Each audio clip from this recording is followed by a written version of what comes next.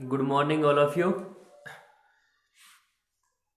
Myself Sanjay Sharma, clinical instructor in Meera medical institute. मैं आप सभी का Meera medical institute of nursing and hospital के फेसबुक पेज पर आप सभी का हार्दिक अभिनंदन करता हूं।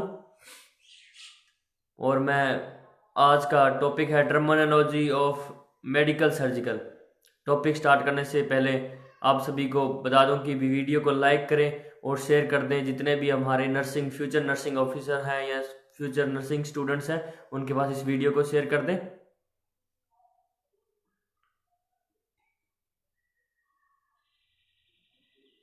तो आज का टॉपिक हम स्टार्ट करते हैं। आज का टॉपिक है टर्मिनोलॉजीज ऑफ मेडिकल सर्जिकल। बहुत से बच्चे जब वाइवा होता है या प्रैक्टिकल होता है तो क्या होता है, वाइवा में मेडिकल सर्जिकल कुछ टर्मिनोलॉजीज पूछी जाती हैं जो बच्चे बहुत ज़्यादा कन्फ्यूजन हो जाते हैं कि भी क्या कहें। बहुत सी डेफिनेशनों में कन्फ्यूज होते हैं, इसका क्या मतलब है, क्या है, कैसे डिफाइन करें।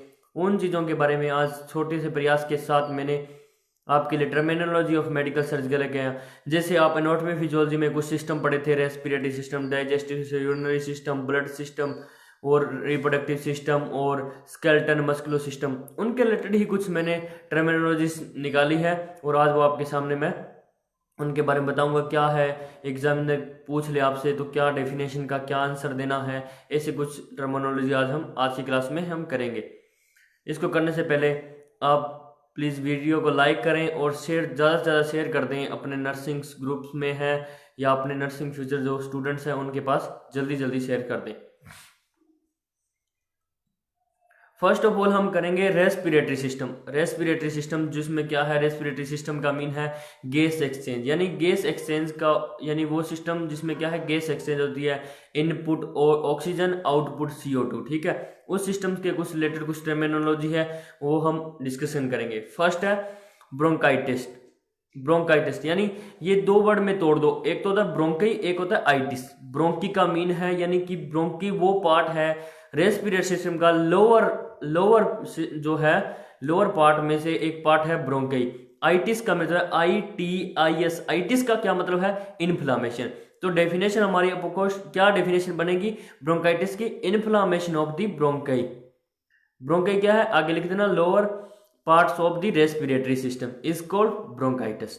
ठीक है, सेकंड करेंगे अस्थमा। आपने सुना होगा कि भी अस्थमा की प्रॉब्लम बहुत से ओल्ड एज पर्सन को हो जाती है, तो कई बार एग्जामिनर अस्थमा की भी डेफिनेशन पूछ लेता है। तो हम अस्थमा की क्या डेफिनेशन बताएंगे, spasm of the bronchi of the lungs, जो लंग्स के अंदर ब्रोंकाई और ब्रोंक्यूल्स जो प्रेजेंट्स होते हैं, जो लोअर पार्ट है हमारा रेस्पिरेटरी सिस्टम का, उसमें ब्रोंकाई और ब्रोंक्यूल्स जो लंग्स के अंदर प्रेजेंट है उनमें कुछ चीजों की क्या है स्पाज्म का मतलब होता है यानी कि भी इन्फ्लामेशन, या स्पाज्म का मतलब पेन, यानी इन्फ्लामेशन प्लस पेन दोनों ही स्टार्ट हो जाते हैं। तो क्या बनेगी definition, is spasm of the bronchi of the lungs is called asthma. और अस्थमा क्या है, एक रेस्पिरेटरी प्रॉब्लम्स है और बहुत ज्यादा ओल्ड एज पर्सन इससे ज्यादा इफेक्ट होते हैं। हमारे इंडिया में ज़्यादातर 60% जो है ओल्ड एज पर्सन है वो इस अस्थमेटिक प्रॉब्लम से सफ़र कर रहे हैं। इसी कारण से अब जो कोविड चल रहा है, कोरोना वायरस चल रहा है, उसकी चपेट में आने की जल्दी है, क्योंकि वो ही sign and symptom corona virus के हैं और वो ही अस्थमेटिक पेशेंट के हो सकते हैं, जैसे डिफिकल्टी इन ब्रीथिंग, कफिंग, इसलिए वो जल्दी में इसको इफेक्ट कर सकते हैं। उन जो अस्थमेटिक पेशेंट है या रेस्पिरेटरी प्रॉब्लम है जो पहले से ही चल रही है वो पर्सन जल्दी इफेक्ट होते हैं। एक होता है इम्पाइज्मा और एक होता है इम्पाइमा। दो में बड़ा कंफ्यूजन होता है बच्चों को, इम्पाइज्मा क्या होता है और इम्पाइमा, दोनों की स्पेलिंग में कोई ज्यादा फर्क नहीं है। एक तो होता है इम्फाइज्मा और एक होता है इम्पाइमा।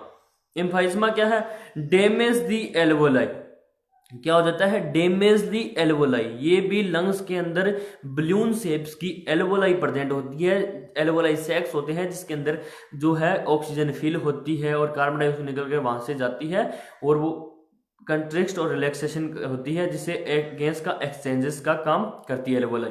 और उन्हीं का क्या हो जाता है डैमेज दी एल्वोलाई। उसमें क्या है इम्पाइजिमा में क्या हो जाता है, इम्पाइजिमा EMPHYSEMA, इम्पाइजिमा में क्या हो जाता है डैमेज दी एल्वोलाई। एल्वोलाई क्या हो जाती है, डैमेज हो जाती है। एक होता है इम्पाइमा में क्या होता है कलेक्शन ऑफ द पस इन स्पेस बिटवीन लंग्स या प्लूरल कैविटी। किसमें पस प्रेजेंट होते हैं? कलेक्शन ऑफ पस, पस यानी इन्फेक्शियस सेल्स है वो, और स्पेस बिटवीन यानी स्पेस किसके बीच में? लंग्स के अंदर स्पेस है उसके अंदर, या प्लूरल कैविटी, जो हमारी प्लूरल कैविटी है थोरेसिक कैविटी के अंदर, जो प्लूरल कैविटी है जिसे थोरेसिक कैविटी भी बोलते हैं, उसके अंदर क्या है? पस फॉर्मेशन हो जाती है, वो क्या कहता है? इम्पाइमा। भूलना मत, जिसमें इम्पाइमा आ रहा है, पाइमा मतलब कि पस फॉर्मेशन, और इम्फाइजिमा आ रहा है तो डैमेज दी एल्वोलाई। कंफ्यूज मत होना, इम्फाइजिमा और इम्पाइमा अलग अलग है। इम्फाइजिमा मतलब डैमेज दी एल्वोलाई, इम्पाइमा मतलब कलेक्शन ऑफ दी पस सेल्स, ठीक है। उसके बाद में है सीओपीडी। सीओपीडी क्या है? COPD chronic obstructive pulmonary disease, chronic obstructive pulmonary disease. कई बार इसकी फुल फॉर्म भी पूछ लेते हैं एग्जाम के अंदर, यानी जो एंट्रेंस एग्जाम है उसमें पूछ लेते हैं, या फिर जो एग्जामिनर प्रैक्टिकल में वाइवा लेता है उसमें पूछ लेते हैं COPD, full form of COPD. तो आप जानना क्रोनिक ऑब्स्ट्रक्टिव पल्मोनरी डिसीज। अब कभी कभी इसका डेफिनेशन भी पूछ लेते हैं, तो डेफिनेशन देना ग्रुप्स ऑफ लंग्स, ठीक है। क्या है? ग्रुप्स ऑफ लंग्स, लंग्स का ग्रुप्स है blockage of air flow in, यानी कि भी ब्लॉकेज क्या करती है? एयर फ्लो, एयर फ्लो यानी ब्लॉकेज हो जाता है, यानी बहुत कम आ जाती है, जिसके वजह से कुछ साइन एंड सिम्टम शो होते हैं, डिफिकल्टी इन ब्रीथिंग, कफिंग, ऐसे कुछ साइन एंड सिम्टम भी शो करते हैं। यानी क्या है? ग्रुप्स ऑफ लंग्स डिसीज, किसका है? लंग्स की ग्रुप्स है, जो लंग्स के रिलेटेड जो डिसीज होती है उनका ग्रुप्स है।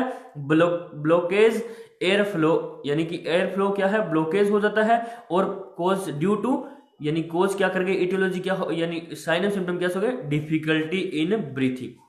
सीओपीडी का क्या है? ग्रुप्स ऑफ लंग डिसीज, और क्या है? ऑब्स्ट्रक्शन या ब्लॉकेज ऑफ एयर फ्लो, यानी जो आ रही है ऑक्सीजन या CO2 जो बाहर निकाल रहे हैं, इनपुट आउटपुट जो गैस एक्सचेंज का प्रोसेस है, वो क्या होता है? ब्लॉकेज हो जाता है, और क्या होता है? और इससे डिफिकल्टी इन ब्रीथिंग आ सकती है। एक होता है निमोनिया। निमोनिया क्या होता है?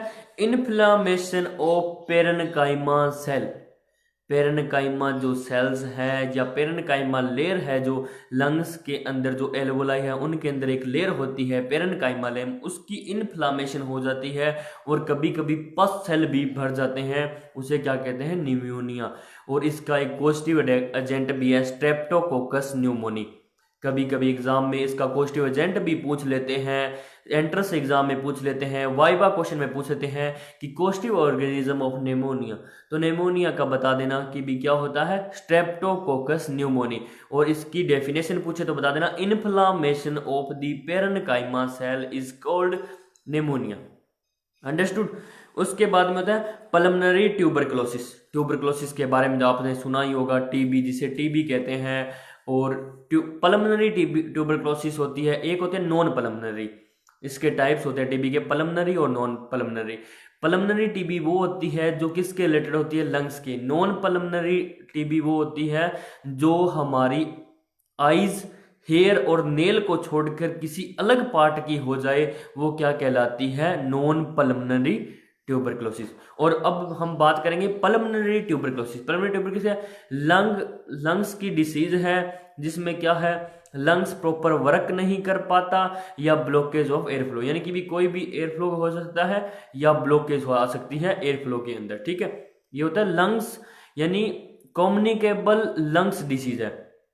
क्या है? कम्युनिकेबल लंग्स डिसीज है, एक पर्सन से दूसरे पर्सन में डायरेक्टली जा सकती है, ट्रांसमिट हो सकती है, वो है कम्युनिकेबल लंग्स डिसीज है। और इसका पॉजिटिव ऑर्गेनिज्म है माइक्रोबैक्टीरियम ट्यूबरकुलोसिस या ट्यूबरकले या ट्यूबरकुलाई। यानी कि भी कभी कभी एग्जामिनर पूछ लेता है कि ट्यूबरकुलोसिस का पॉजिटिव एजेंट कौन सा होता है, तो बच्चे कंफ्यूज आ जाते हैं। तो ध्यान में रखना, इसका होता है माइक्रोबैक्टीरियम ट्यूबरकुलाई। और कभी कभी लेप्रोसी का पूछ लेते हैं, तो लेप्रोसी का भी सेम ही है, क्योंकि मैं अभी बात कर रहा हूं इसके इस ट्यूबरकुलोसिस की, तो मैं साथ में लेप्रोसी की भी कर देता हूं। लेप्रोसी का पॉजिटिव एजेंट क्या होता है? Mycobacterium leprae. दोनों का ही माइक्रोबैक्टीरियम वो होता है ट्यूबरकुलाई टीबी का, और इस जो लेप्रोसी है उसका होता है माइक्रोबैक्टीरियम लेप्रे, ठीक है। अंडरस्टूड। उसके बाद में है लंग एब्सेस। लंग एब्सेस का मतलब होता है यानी कि भी necrosis of lung tissue. Necrosis का मतलब होता है डेड होना, या यानी वो टूटना स्टार्ट हो जाना, या यानी किल होना स्टार्ट होना। नेक्रोसिस मतलब कि किसी चीज का टूटना स्टार्ट होना, जो सेल है वो डैमेज होना स्टार्ट हो जाना, वो क्या रहता है necrosis of lungs tissue and collection of पस। यानी किसका कलेक्शन हो जाता है, पस का कलेक्शन हो जाता है, यानी जो पस सेल्स है वो फिल हो जाते हैं, वो क्या कहलाता है लंग एब्सेस।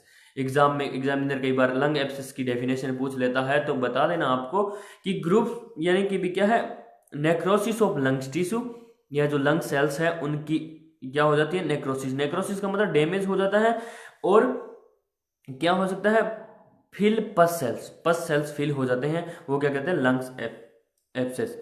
एक होता है प्लूरल इफ्यूजन, प्लूरल जो कैविटी है, इफ्यूजन मतलब किसी चीज को फिल हो जाना, इफ्यूजन मतलब कोई भी फ्लूइड फिल हो जाना।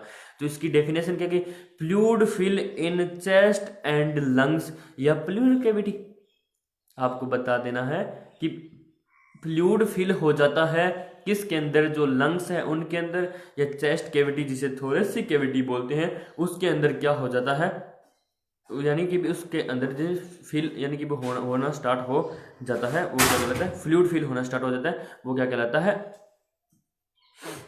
Pleural effusion. उसके बाद में हम कुछ जीआई सिस्टम की यानी डाइजेस्टिव सिस्टम की कुछ डेफिनेशन के बारे में हम आज बात करेंगे। कि अभी रेस्पिरेशन की हमने बहुत सी डेफिनेशनों के बारे में बात किया है, ब्रोंकाइटिस और asthma, emphysema, empyema, COPD, pneumonia, pulmonary tuberculosis, lung abscess और प्लूरल इफ्यूजन के बारे में। प्लूरल इफ्यूजन क्या है, फ्लूइड फिल हो जाना, प्लूरल कैविटी या चेस्ट या लंग्स के अंदर फ्लूइड फिल हो जाना, वो क्या लगता है प्लूरल इफ्यूजन। अब क्या करेंगे, अब हम कुछ डाइजेस्टिव सिस्टम की भी डेफिनेशन के बारे में हम बात करेंगे। फर्स्ट है हाइटस हर्निया, बहुत ज्यादा पूछा जाता है, एग्जामिनर वाइवा लेता है तो यह क्वेश्चन बहुत बार पूछ लेता है कि हाइटस हर्निया क्या होता है। तो बता देना ये कंडीशन है which part of the stomach जो पार्ट है वो पुश अप थ्रो दी इन थोरेसिक कैविटी या डायफ्रागम। यानी कि जो हाइटस हर्निया, यानी हाइटस का मतलब होता है स्टमक से रिलेटेड, हर्निया मतलब किसी भी ऑर्गन का पुश आउट हो जाना, या तो ऊपर की तरफ चला जाना या नीचे की तरफ। तो इसमें हाइटस हर्निया में क्या होगा, ये वह कंडीशन है जिसके अंदर जो स्टमक पार्ट है वो push out through the diaphragm या थोरेसिक कैविटी। क्योंकि हमें पता है स्टमक किस में आ जाता है, कुछ पार्ट उसके अंदर आ जाता है थोरेसिक कैविटी में, और कुछ आ जाता है अब्डोमेन कैविटी के अंदर। तो अब्डोमेन कैविटी के अंदर आता है तो हम क्या करते हैं कि भी जब वो उसका पार्ट ऊपर की तरफ चला जाता है, यानी डायफ्रागम की तरफ स्टमक का पार्ट, यानी जैसे फंडस और बॉडी पार्ट का ऊपर की तरफ चला जाना, यानी कि वो स्टमक है ऊपर की तरफ चला जाएगा, पुश आउट होगा, वो क्या कहलाता है हाइटस हर्निया। बहुत बार एग्जाम में ये डेफिनेशन यानी एग्जामिनर पूछ लेता है हाइटस हर्निया क्या होता है, ठीक है। तो बता देना कि ये वो कंडीशन है जिसमें एक पार्ट का यानी जीआई सिस्टम का पार्ट है स्टमक का ऊपर की तरफ पुश आउट होना, through push out of the diaphragm, यानी जो एक लेयर यानी जो है उनको अलग करती है थोरेसिक कैविटी और अब्डोमेन कैविटी को, उसके बीच में डायफ्रागम लगा होता है, उसके क्रॉस कर जाती है थोरेसिक कैविटी के अंदर घुस जाती है, उसे क्या कहलाता है हाइटस हर्निया, जिसके वजह से रिगर्जिटेशन की प्रॉब्लम आ जाती है, एसिडिटी बनना स्टार्ट हो जाता है, नोजिया वोमिटिंग कंडीशन आ सकती है। ऐसे कुछ साइन एंड सिम्टम शो कर देता है। एक होता है गैस्ट्राइटिस। अब बहुत से बच्चे दो डेफिनेशनों में कंफ्यूजन होते हैं, एक तो होता है स्टोमेटाइटिस और एक होता है गैस्ट्राइटिस। अब स्टोमेटाइटिस का मतलब बहुत से बच्चे ऐसे कर देते हैं कि इन्फ्लामेशन ऑफ स्टमक, यानी कि आइटस वर्ड लगा है, आइटिस का मतलब इन्फ्लामेशन, आगे स्टोमेटाइटिस लगा है यानी स्टमक से नहीं, यानी स्टोमेटाइटिस का मतलब होता है कि यानी हमारा जो ओरल कैविटी है यानी जो माउथ है उसकी इन्फ्लामेशन क्या कहलाती है स्टोमेटाइटिस। जो माउथ के अंदर जो लाइनिंग है, जो लेयर प्रेजेंट है, उनकी इन्फ्लामेशन क्या कहलाती है स्टोमेटाइटिस। और गैस्ट्राइटिस, ये गलत मत कर देना, एग्जामिनर आपको कंफ्यूज करने के लिए स्टोमेटाइटिस भी पूछेगा और गैस्ट्राइटिस, और ऐसे भी कह देगा कि भी क्या होता है गैस्ट्राइटिस। और अब अगर आप सही बता रहे हो फिर भी वो कंफ्यूज करने के लिए कह देगा कि सच में ये होता है या गैस्ट्राइटिस क्या होता है, फिर वो ऐसे कुछ कंफ्यूज कर सकता है। स्टोमेटाइटिस पूछ के फिर स्टोमेटाइटिस में अगर आपने उसने ओरल कैविटी का बता दिया, फिर क्या गैस्ट्राइटिस क्या होता है, तो आप कंफ्यूज मत होना। स्टोमेटाइटिस क्या कहलाता है, inflammation of the oral cavity. Oral cavity मतलब माउथ के अंदर की जो है लाइनिंग है, जो लेयर्स हैं, उनकी इन्फ्लामेशन क्या कहलाता है स्टोमेटाइटिस। और गैस्ट्राइटिस क्या है, inflammation of GI system lining, जो जीआई सिस्टम की जो लाइनिंग है उनकी इन्फ्लामेशन क्या कहलाती है, गैस्ट्राइटिस। ठीक है, उसके बाद में पेप्टिक अल्सर। पेप्टिक अल्सर क्या है, damage the lining of GIT, यानी क्या होता है, डैमेज हो जाती है या इंजरी हो जाती है या लेसेस हो जाते, यानी लीजन्स हो जाते हैं। लीजन्स मतलब घाव बन जाते हैं ऐसे कुछ, या ब्लिस्टर फॉर्म हो जाती है उसके अंदर, जिसके वजह से कुछ खाना या स्पाइसी फूड या हम मिर्ची वाला थोड़ा सा खाना खाते हैं तो हमारे अंदर स्टमक के अंदर जलन होती है, कुछ एब्डोमिनल क्रैम्प्स आने स्टार्ट हो जाते हैं, एब्डोमिनल पेन होना स्टार्ट हो जाता है, नोजिया वोमिटिंग्स होना स्टार्ट हो जाता है, और बहुत सी कंडीशन हो सकती है। तो पेप्टिक अल्सर पूछे तो damage the lining of GI system, यानी जीआई सिस्टम है, गैस्ट्रो इंटेस्टाइनल ट्रैक है, उसकी क्या है जो लाइनिंग है वो डैमेज हो जाती है, वो क्या कहलाता है, पेप्टिक अल्सर। उसके बाद में आता है पाइलोरिक स्टेनोसिस। पाइलोरिक मतलब कि जो स्टमक के 3 पार्ट है, यानी 3 पार्ट है, बॉडी, फंडस और पाइलोरस। जो पाइलोरस पार्ट है जो किसके साथ जुड़ता है, स्मॉल इंटेस्टाइन के साथ, और स्टेनोसिस का मतलब है कोई भी ओपनिंग होनी है, वहां पर ओपनिंग है कि जो स्टमक का फूड है, जो फूड हम खाते हैं, जो खाना खाते हैं, वो आगे यानी उसको डाइजेशन करने के बाद आगे की तरफ यानी मूव आउट करना या आगे स्मॉल इंटेस्टाइन में भेजना। तो अब क्या है, जब जहां स्टमक का पार्ट और लार्ज इंटेस्टाइन का पार्ट जुड़ा है, वहां से जो ओपनिंग है वो क्या है, नेरो हो जाती है, यानी बहुत ज्यादा नेरो हो जाती है, बहुत कम स्पेस रहता है, यानी थिकनेस आ जाती है, यानी जो ओपनिंग है ऐसी कुछ ओपनिंग है, यानी ऐसी कुछ ओपनिंग है वो क्या है, इससे नेरो हो जाती है, यानी फ्लूइड आगे जाना में डिफिकल्टी होती है, वो क्या कहलाता है, पाइलोरिक स्टेनोसिस। क्या है कि जो ओपनिंग है उसकी थिकनेस हो जाती है। पाइलोरस एंड स्मॉल इंटेस्टाइनस के जो एंड पार्ट पाइलोरस है उसकी थिकनेस हो जाना क्या कहलाता है, पाइलोरिक स्टेनोसिस। पाइलोरिस मतलब कि उसका एंड पार्ट स्टमक का, और स्टेनोसिस मतलब कि जो ओपनिंग है, जो स्टमक का पार्ट स्मॉल इंटेस्टाइन में जो खुल रहा है, उसकी जो वहां पर जो ओपनिंग बनी हुई है वो ओपनिंग का क्या होना, यानी कि भी क्लोज हो जाना, वो क्या कहलाता है, पाइलोरिक स्टेनोसिस। एक होता है अपेंडिसाइटिस। अपेंडिसाइटिस यानी अपेंडिसाइटिस क्या होता है, अपेंडिसाइटिस होता है कि inflammation of the appendix. Appendix एक मस्कुलर ऑर्गन की तरह है, वो एक छोटा सा ऑर्गन है जो हमारे जो लार्ज इंटेस्टाइन का सिक्कम जो पार्ट है, जहां आकर हमारी स्मॉल इंटेस्टाइन खुलती है, उसके बाहर की साइड आउटर सरफेस की तरफ एक छोटा सा मस्कुलर ऑर्गन फिंगर लाइक जैसा, यानी कि भी हमारी ये छोटी सबसे छोटी फिंगर है, इसके जैसा फिंगर लाइक प्रोजेक्शन है, जिसे क्या कहते हैं, अपेंडिक्स। उसकी इन्फ्लामेशन होना क्या कहलाता है, अपेंडिसाइटिस। यानी आइटिस का मतलब है इन्फ्लामेशन, अपेंडिक्स मतलब एक फिंगर लाइक प्रोजेक्शन है, मस्कुलर ऑर्गन है जो सिक्कम पार्ट है लार्ज इंटेस्टाइन का, उसके पास अटैच होता है, तो इसका क्या कहेंगे, inflammation of the appendix is called appendicitis. समझ में आ रहा है, अंडरस्टूड। उसके बाद है हेमरोइड्स। हेमरोइड्स क्या है, swollen and inflammation veins of in the rectum. जो रेक्टम की वेन है उसका स्वोलन मतलब सोजस आ जाना या उसकी इन्फ्लामेशन हो जाना, वो क्या कहलाता है, हेमरोइड्स। और इसमें क्या है, डिफिकल्टी इन डेफिकेशन। जो डेफिकेशन जो स्टूल पास करते हैं उसमें थोड़ी डिफिकल्टी आ सकती है, ठीक है, उसे क्या करते हैं, हेमरोइड्स। हेमरोइड्स क्या है, swollen and inflammation of when in the rectum. Rectum के अंदर जो वेन्स प्रेजेंट है उनकी इन्फ्लामेशन हो जाना क्या कहलाता है, हेमरोइड्स। ये भी एग्जामिनर बहुत बार वाइवे में क्वेश्चन पूछ लेता है बच्चों से कि हेमरोइड्स क्या होता है, तो बता देना, swollen and inflammation in the vein of the rectum, rectum की जो है, और due to cause of difficulty in defecation. Defecation जो स्टूल पास आउट करते हैं उसमें डिफिकल्टी होने स्टार्ट हो जाती है।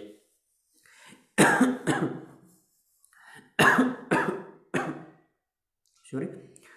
एक होता है पोर्टल हाइपरटेंशन। पोर्टल हाइपरटेंशन समझने से पहले, हाइपरटेंशन क्या है कि इंक्रीज ब्लड प्रेशर। जो ब्लड वेसल है उनके अंदर जो ब्लड जो फ्लो कर रहा है उसका लेवल इंक्रीज हो जाना। और पोर्टल क्या है कि जब हमारा जीआई सिस्टम के जो वेन्स है, जो 7 वेन है, वो जाकर किसके अंदर खुलती है, पोर्टल वेन के अंदर। किसके अंदर खुलती है, पोर्टल वेन के अंदर। और पोर्टल वेन के अंदर जब उसके अंदर प्रेशर इंक्रीज हो जाता है, पोर्टल वेन किस में खुलती है? लीवर के अंदर, और वो किसके साथ अटैच होती है? लीवर के साथ। वो यानी सारी जो हमारी जो ब्लड सप्लाई है, जो डीऑक्सीजनेटेड ब्लड है, जो जीआई सिस्टम में जो ब्लड सप्लाई हो रहा है उसका डीऑक्सीजनेटेड ब्लड है, उसको सभी को कैरी करके कौन लेके जाती है? यानी 7 वेन किसके अंदर खुलती है? पोर्टल वेन के अंदर, और पोर्टल वेन ही आगे लीवर के पास जाती है, यानी वो आगे की तरफ भेजती है उसको प्योरिफिकेशन के लिए। और वो पोर्टल वेन के अंदर उसका प्रेशर इंक्रीज हो जाए, यानी 5 mmHg से अबव हो जाए, तो क्या कहलाता है? Portal hypertension. पोर्टल मतलब एक वेन है जो जीआई सिस्टम की जो 7 वेन है उनका सभी का जो ब्लड है उसको कलेक्ट करके किसके पास? लीवर के पास जाती है, और लीवर के साथ अटैच होती है, और उसके अंदर हमारा जो ब्लड फ्लो है उसका लेवल इंक्रीज हो जाए तो वो क्या कहता है? Portal hypertension. तो क्या बताना है इसकी definition? Elevate pressure in the portal veins is called portal hypertension. यानी एलिवेट हो जाता है प्रेशर किसके? पोर्टल वेन के अंदर, तो क्या कहलाता है? Portal hypertension. एक होता है cirrhosis of liver. Cirrhosis of liver क्या होता है? कि डैमेज दी लीवर टिश्यू। क्या होता है? डैमेज दी लीवर टिश्यू, यानी नेक्रोसिस होनी स्टार्ट हो जाती है, पस सेल फिल होना स्टार्ट होता है, डैमेज हो जाना स्टार्ट हो जाता है, यानी वो खत्म होनी स्टार्ट हो जाती है, डैमेज हो जाती है वो लीवर के टिश्यू है, वो क्या करता है? Cirrhosis of liver. और इसके क्या कारण है? कॉस्टिव एजेंट क्या है? एक्सेसिव अमाउंट ऑफ एल्कोहल, यानी सब ज्यादा अमाउंट में अल्कोहल लेते हैं जो पर्सन्स, उनके ये सिरोसिस ऑफ लीवर होने के खतरे हो सकते हैं।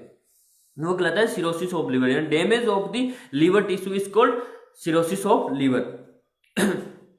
उसके बाद में कार्डियोवास्कुलर सिस्टम। हमने अभी तक 2 सिस्टम किया है, रेस्पिरेटरी सिस्टम और जीआई सिस्टम। अब हम बात करेंगे यानी कि कार्डियोवास्कुलर सिस्टम। कार्डियोवास्कुलर सिस्टम में फर्स्ट ऑफ ऑल करेंगे हम एंजाइना पेक्टोरिस। ये बहुत ज्यादा यानी बहुत बार बहुत पूछ लेते हैं कि भी एंजाइना पेक्टोरिस क्या होता है। तो ये एक टाइप का चेस्ट पेन है। क्या है? चेस्ट पेन है। इसमें क्या होता है? इसकी डेफिनेशन बताता हूं। A type of chest pain caused by reduced blood flow in the heart. Angina is the symptoms of coronary arteries disease. coronary arteries disease है उसका ये सिम्टम है। एंजाइना पेक्टोरिस पर एक प्रकार का चेस्ट पेन है। क्या है? चेस्ट पेन है। इसमें क्या है? रिड्यूस ब्लड फ्लो, यानी ब्लड फ्लो है वो रिड्यूस हो जाता है, हार्ट तक पहुंचने में थोड़ी फ्लो उसका कम हो जाता है, वो क्या कहलाता है? यानी एंजाइना पेक्टोरिस। एंजाइना पेक्टोरिस एक प्रकार का चेस्ट पेन है और ये सिम्टम किसका? कोरोनरी आर्टरीज डिसीज का। ठीक है, सीएडी जो सीएडी है उसका ये सिम्टम्स है, यानी एंजाइना पेक्टोरिस। एंजाइना पेक्टोरिस क्या है? एक प्रकार का चेस्ट पेन है जिसमें क्या ब्लड फ्लो पूरा नहीं पहुंच पाता हार्ट के पास। एक होता है मायोकार्डियल इन्फार्क्शन। ये क्या होता है? मायोकार्डियल इन्फेक्शन क्या है? मेडिकल इमरजेंसी है। क्या है? मेडिकल इमरजेंसी है। Blockage of the blood flow to the heart, यानी हार्ट के पास ब्लड फ्लो क्या है? ब्लॉकेज हो जाती है, यानी हार्ट के पास ब्लड पूरा फ्लो नहीं कर पाता, पहुंच नहीं पाता, उसकी ब्लॉकेज आ जाती है, किसी भी ऑब्स्ट्रक्शन आ जाती है कोई भी किसी भी कारण से, यानी कोलेस्ट्रॉल लेवल इंक्रीज होने की वजह से या अदर कुछ कारण से क्या हो जाता है? ये मेडिकल इमरजेंसी है। Blockage of the blood flow, यानी जो ब्लड फ्लो हार्ट के पास जा रहा है उसकी ब्लॉकिंग हो जाती है या रुकावट आ जाती है, उसे क्या कहलाता है? Myocardial infarction. एक होता है कंजेस्टिव कार्डिक फेलियर।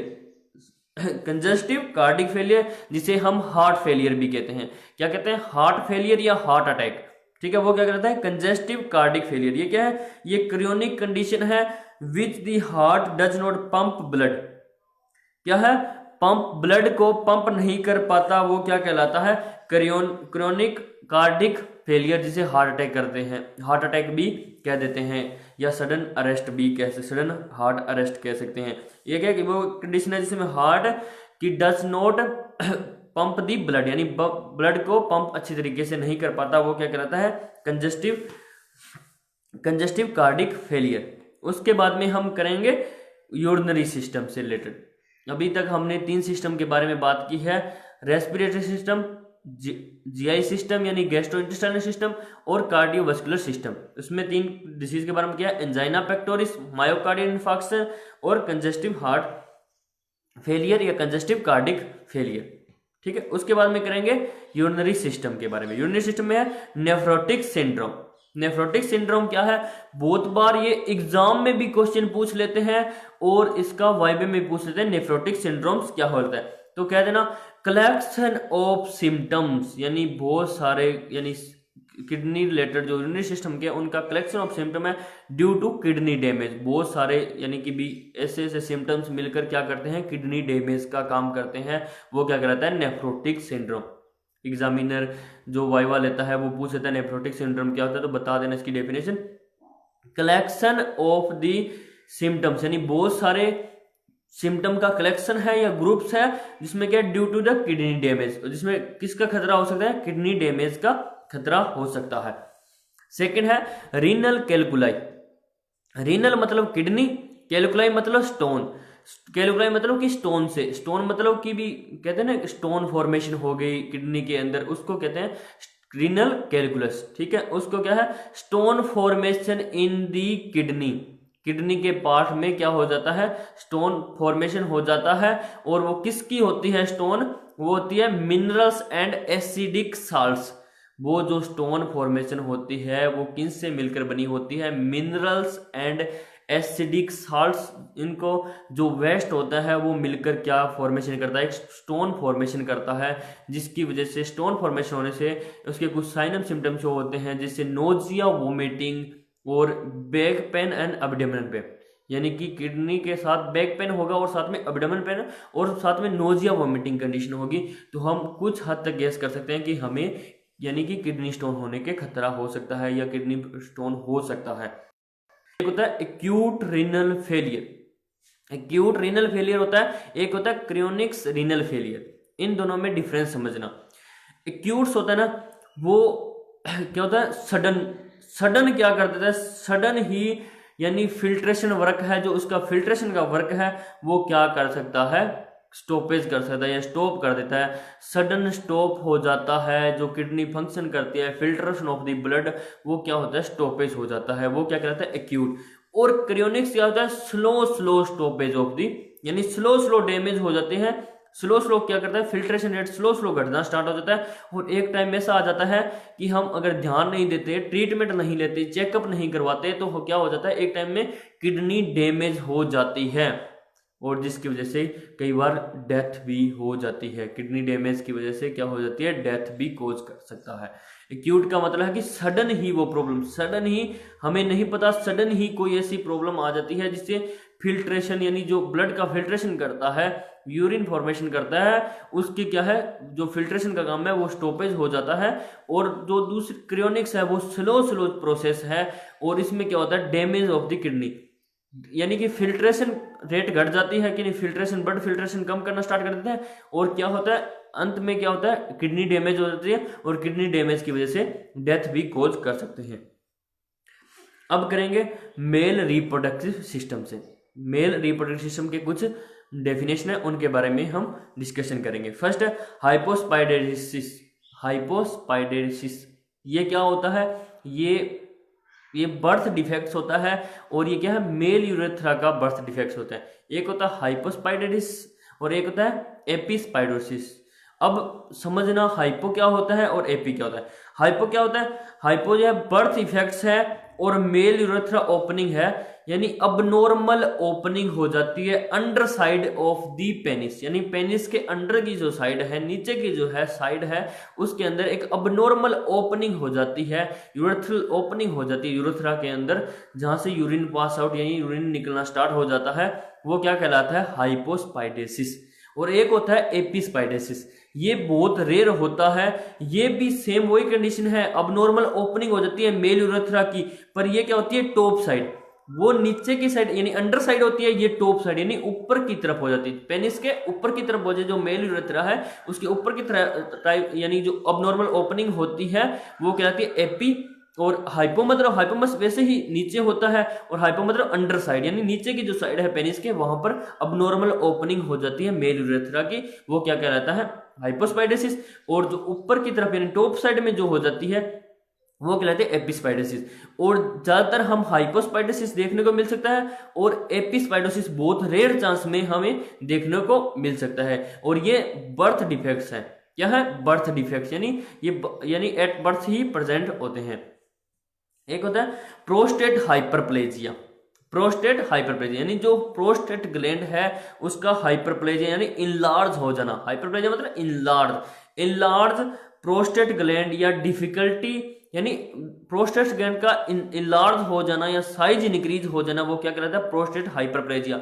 इसमें क्या है, डिफिकल्टी इन यूरिनेशन, यानी यूरिन करने में बहुत ज़्यादा डिफिकल्टी आती है, बहुत ज़्यादा दर्द होता है, यूरिन पास आउट करने में नहीं आते, जिसके वजह से कैथराइजेशन भी करवाना पड़ सकता है कुछ कंडीशन में।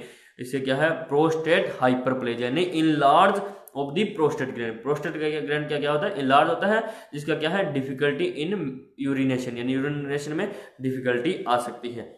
एक है इनफर्टिलिटी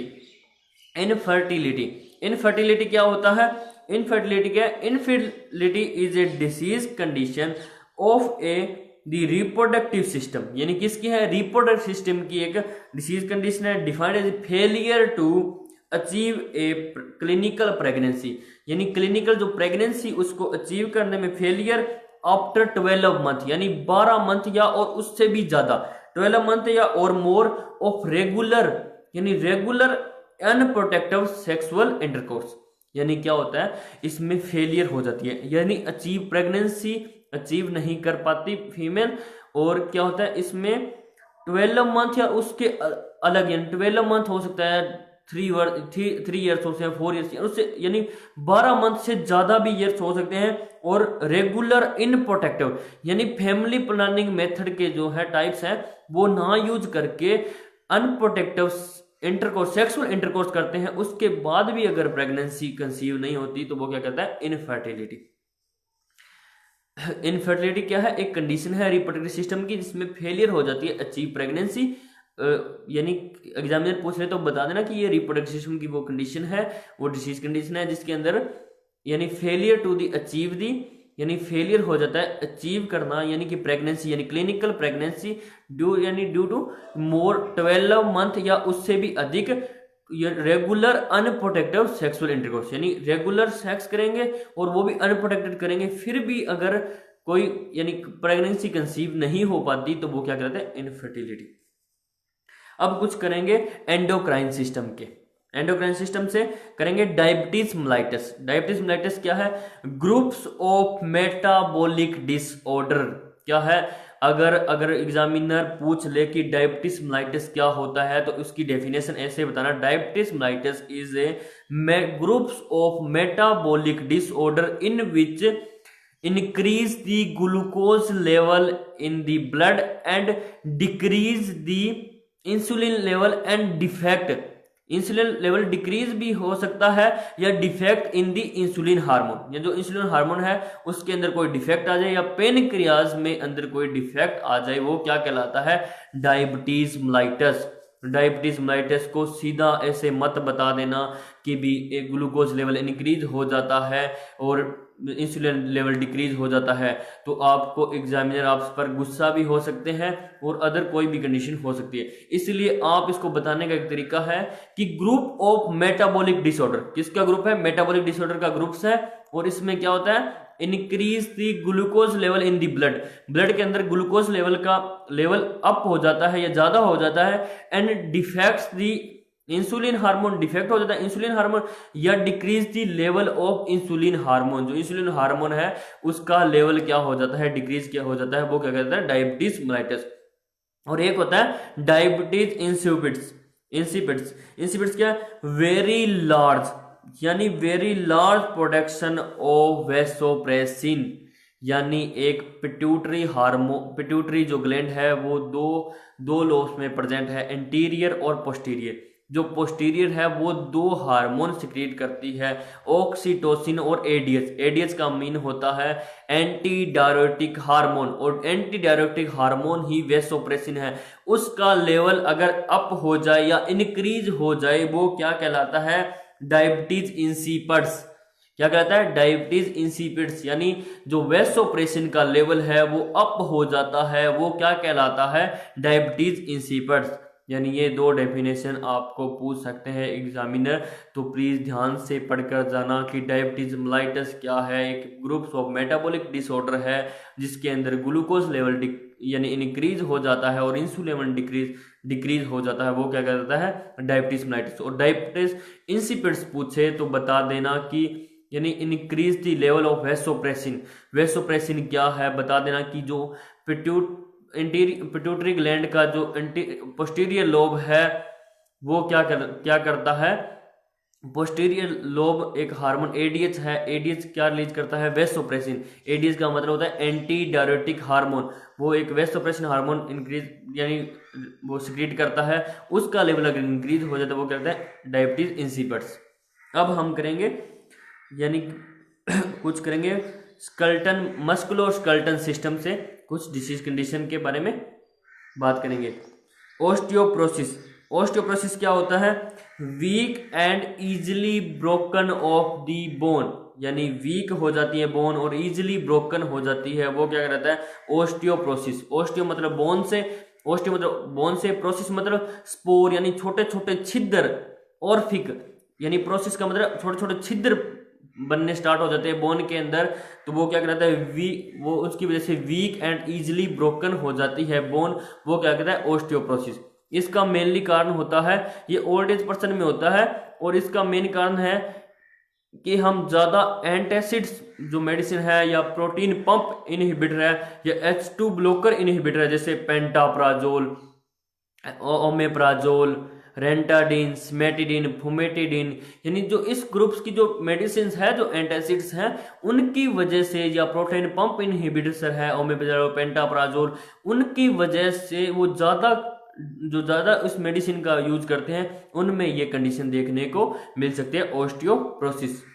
और ओस्टियोप्रोसिस क्या, वीक एंड इजिली ब्रोकन हो जाता है। ओस्टियो मतलब बोन और प्रोसिस मतलब क्या होता है, प्रोसिस मतलब स्पोर यानी पोर बनने स्टार्ट, यानी छोटे छोटे छिद्र बनने स्टार्ट हो जाते हैं बोन के अंदर, वो क्या कहता है ओस्टियोप्रोसिस। एक होता है ओस्टियोमाइलाइटिस। ओस्टियोमाइलाइटिस क्या कहता है inflammation of bone and bone marrow. क्या होता है इन्फ्लामेशन किसकी हो जाती है, बोन की या बोन मेरो की, यानी ड्यू टू इन्फेक्शन, किसकी वजह से, कोई इन्फेक्शन की वजह से। ओस्टियो मतलब बोन, माइलाइटिस मतलब inflammation of the bone and bone marrow defect, यानी ड्यू टू किसकी वजह से, इन्फेक्शन की वजह से, वो क्या कहता है ओस्टियोमाइलाइटिस। ओस्टियोमाइलाइटिस क्या होता है inflammation of bone and bone marrow defects, यानी किसके, ड्यू टू इन्फेक्शन की वजह से, यानी कोई भी इन्फेक्शन की वजह से क्या हो जाता है बोन के अंदर इन्फ्लामेशन हो जाती है या बोन मेरो के अंदर इन्फ्लामेशन हो जाती है, वो क्या कहते हैं ओस्टियोमाइलाइटिस। एक होता है अर्थराइटिस। अर्थराइटिस का मतलब होता है swelling and pain in the joint, यानी स्वेलिंग हो जाती है यानी इन्फ्लामेशन हो जाती है। स्वेलिंग का मतलब इन्फ्लामेशन ऑफ दी जॉइंट, यानी जॉइंट के अंदर जो इन्फ्लामेशन हो जाती है वो क्या कहलाती है अर्थराइटिस। अर्थराइटिस मतलब कि स्वेलिंग ऑफ, यानी स्वेलिंग या पेन इन दी जॉइंट, यानी जॉइंट होते दो बोन का जुड़, जहां दो बोन का आर्टिकुलेशन होता है वो क्या कहलाता है जॉइंट कहलाता है, और उन जॉइंट के अंदर स्वेलिंग या पेन होना स्टार्ट होता है या इन्फ्लामेशन ऑफ दी जॉइंट्स, वो क्या कहलाता है अर्थराइटिस। दो डेफिनेशन बन सकती है, swelling and pain of the joint और या इन्फ्लामेशन ऑफ द जॉइंट, यानी कि इन्फ्लामेशन हो जाती है जॉइंट्स की, वो क्या कहलाती है अर्थराइटिस। और जॉइंट क्या होता है, दो बोन का आर्टिकुलेशन, दो बोन का जुड़ना क्या कहलाता है जॉइंट। अब कुछ करेंगे एंडोक्राइन में कुछ और कंडीशन रहती है अनीमिया, यानी कुछ ब्लड जो है हमारा सिस्टम है ब्लड उसके रिलेटेड कुछ है। फर्स्ट है अनीमिया। अनीमिया क्या है, लैक ऑफ आरबीसी। क्या होता है लैक ऑफ आरबीसी, यानी जो आरबीसी है उनकी प्रोडक्शन कम हो जाती है, वो क्या कहलाता है अनीमिया। और हमारे देश के अंदर, हमारे इंडिया के अंदर 60% या 50% वुमेन्स सफ़र कर रही है अनीमिया से, उनमें लो ब्लड काउंट है और अनीमिक है क्योंकि आरबीसी का काउंट है वो कम है, और उसके लिए सरकार ने फोलिक एसिड एंड आयरन की टेबलेट्स भी जो पीएससी सीएससी सब सेंटर के अंदर फ्री उपलब्ध है। फिर भी हमारे देश के अंदर 50 से 60% फीमेल्स आज भी अनीमिक है और वो भी चेकअप नहीं करवा रही, और कुछ फीमेल्स को भी पता है क्योंकि उनमें जो लो ब्लड काउंट होने का कारण है वो है मंथली जो हार्मोनल चेंजेस आते हैं उनके अंदर, जिसकी वजह से यानी एनीमिक की कंडीशन आ सकती है। एनीमिया क्या होता है, low blood count of RBC. यानी कि लो काउंट हो जाता है या कम हो जाती है आरबीसी प्रोडक्शन, या जो हीमोग्लोबिन है उसका लेवल कम हो जाता है, वो क्या कहलाता है? एनीमिया। एक होता है थैलेसीमिया। थैलेसीमिया क्या होता है? ये एक ब्लड डिसऑर्डर है। क्या है? एक ब्लड डिसऑर्डर है। इसमें इन्वॉल्विंग क्या होता है? Lower than normal amount and oxygen carrying protein. जो ऑक्सीजन जो कैरी करते हैं, जो जो प्रोटीन्स होते हैं, उनकी अमाउंट कम हो जाती है। जो ऑक्सीजन कैरी करके लेके जाते हैं हमारे बॉडी में, जो प्रोटीन्स हैं उनकी अमाउंट कम हो जाती है, वो क्या कहलाता है? थैलेसीमिया। थैलेसीमिया क्या है? ब्लड डिसऑर्डर है, जिसके जो कैरी कर पाती है, जो इन्वॉल्व है, जो प्रोटीन है, जो ब्लड के अंदर जो प्रोटीन्स है, जो किसको कैरी करके ले जाते हैं? ऑक्सीजन को कैरी करके लेकर जाते हैं, उनकी अमाउंट कम हो जाती है, वो क्या कहलाता है? थैलेसीमिया। और एक होता है ल्यूकीमिया। ल्यूकीमिया क्या है? Cancer of WBC। ल्यूकीमिया मतलब होता है कैंसर ऑफ WBC। WBC का कैंसर हो जाना या अबनॉर्मल ग्रोथ हो जानी WBC सेल्स की, वो क्या कहलाता है? ल्यूकीमिया। आज की क्लास में हमने रेस्पिरेटरी सिस्टम के बारे में बात की है, जीआई सिस्टम के बारे में बात की है हमने, और कार्डियोवास्कुलर सिस्टम के बारे में बात किया है, यूरिनरी सिस्टम के बारे में बात करी है, मस्कुलोस्केलेटल सिस्टम के बारे में, ब्लड के बारे में, मेल रिप्रोडक्टिव सिस्टम के बारे में बात की है। कुछ अदर डेफिनेशन और है, उनके बारे में हमें अभी बात करते हैं। एक होता है पेन। कई बार एग्जामिनर वाइवे के अंदर पेन पूछा जाता है। पेन क्या है? पेन क्या है? पेन एक जनरल टर्म है। क्या है? Uncomfort sensation in the body. Uncomfort feels करता है, जैसे सैडनेस या ऐसा कुछ फील करता है बॉडी, यानी फिजिकली, मेंटली, सोशली, यानी वेलबींग नहीं हो पाता, यानी कि अनकंफर्ट फील कराता है, यानी वो क्या कहता है? पेन। और एक होता है शॉक। शॉक क्या होता है? लाइफ थ्रेटनिंग कंडीशन होती है। क्या है? Life threatening condition. Shock, shock के बारे में पूछ रहे हैं। शॉक क्या होता है? कि लाइफ थ्रेटनिंग कंडीशन है sudden drop in blood flow through the body, यानी कि भी सडन ही ब्लड फ्लो है वो कम हो जाता है या बंद हो जाता है, वो क्या कहलाता है? शॉक। शॉक क्या है? लाइफ थ्रेटनिंग कंडीशन है, डेथ भी हो सकती है, लाइफ थ्रेटनिंग कंडीशन है। Sudden drop in blood flow through the body, यानी बॉडी के अंदर जो ब्लड फ्लो है वो होना एकदम सडन ही बंद हो जाता है। ड्रॉप आउट मतलब बंद हो जाता है, वो क्या कहलाता है? शॉक। एक होता है अडीमा। अडीमा क्या होता है? Excessive fluid fill in the tissue. हमारी बॉडी के अंदर जो टिश्यू है उसमें एक्सेसिव फ्लूइड फिल हो जाता है, वो क्या कहलाता है? अडीमा। यानी कई बार कुछ पर्सन है वो यानी कंफ्यूजन में होते हैं, स्वेलिंग क्या होती है? स्वेलिंग तो इन्फ्लेमेशन है एक प्रकार की, और अडीमा क्या है? अडीमा होता है excessive fluid fill in the tissue, यानी फ्लूइड फिल हो जाता है टिश्यू के अंदर, वो क्या कहलाती है? यानी अडीमा कहलाता है। आज की क्लास में हमने बहुत सी डेफिनेशनों के बारे में चर्चा की जैसे पेन के बारे में, शॉक के बारे में, और अडीमा के बारे में, और ब्रोंकाइटिस और उनके बारे में, अस्थमेटिक, COPD, यानी सभी जो सिस्टम है उनके बारे में डेफिनेशन की है। और किसी को डाउट हो तो नेक्स्ट यानी मुझे कमेंट बॉक्स में डाल दें, और नेक्स्ट वीडियो में हम इससे बढ़िया कुछ और डेफिनेशनों के साथ हम आपके सामने हाजिर होंगे। आज के लिए धन्यवाद।